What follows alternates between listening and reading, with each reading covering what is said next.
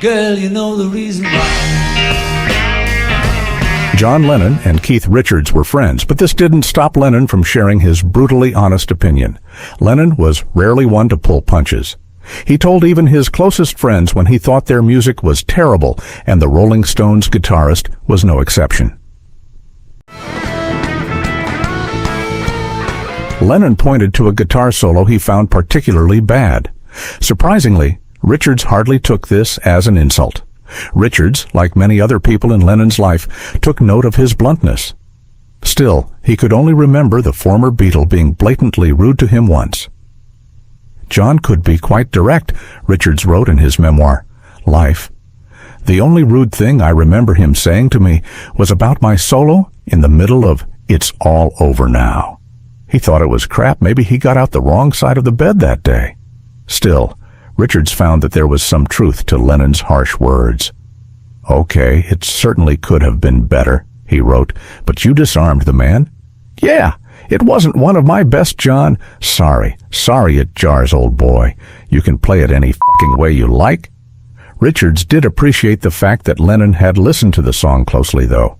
He found that even when Lennon insulted him, he couldn't help but feel drawn to him.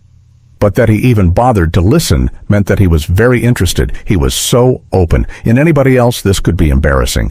But John had this honesty in his eyes that made you go for him. Had an intensity, too. He was a one-off, like me. We were attracted to each other in a strange way. Definitely a two-alpha clash to start with. Richards also might not have felt too stung because he knew that he gave Lennon some necessary guitar advice early in his career. I used to criticize him for wearing his guitar too high, Richards wrote. They used to wear them up by their chests, which really constricts your movement. It's like being handcuffed. Got your fucking guitar under your fucking chin, for Christ's sake. It ain't a violin.